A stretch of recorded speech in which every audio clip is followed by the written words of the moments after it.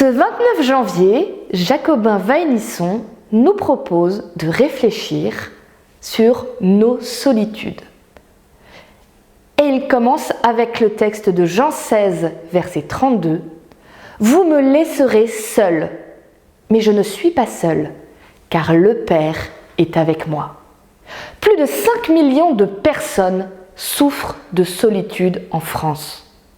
Sans parler de ceux qui sont dans le reste du monde. Tant de chrétiens sont concernés.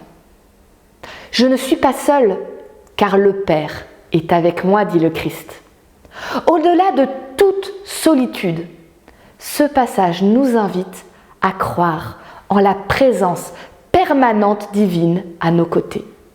Le Seigneur était seul à presser le pressoir et personne parmi les siens n'était avec lui.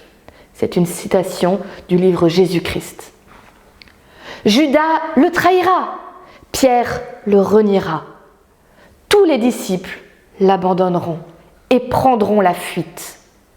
Malgré la présence des proches autour de lui, le chrétien peut souffrir de solitude, car la foule autour de lui ne signifie pas toujours qu'il n'est pas seul. Souvent, plus il y a de monde autour de lui, plus l'individu se sent seul. Celui qui sent l'absence de sympathie de ceux qui l'entourent se sent vraiment seul. Jésus a pu dire, pressé par la foule, « Quelqu'un m'a touché !»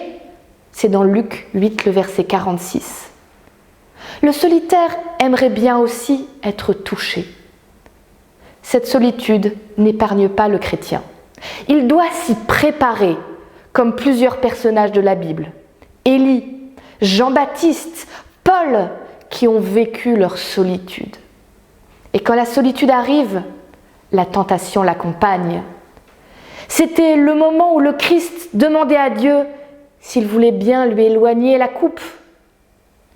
Le jour où le chrétien a l'impression que Dieu lui-même lui cache sa face, il est alors sur le point de baisser les bras.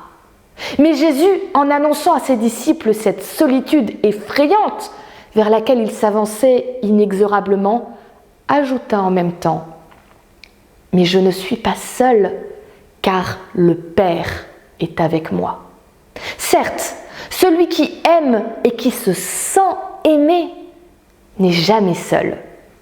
Ce passage me rappelle que, malgré l'apparence de ma solitude, Dieu est toujours là, près de moi, comme un Père qui m'aime et qui me soutient.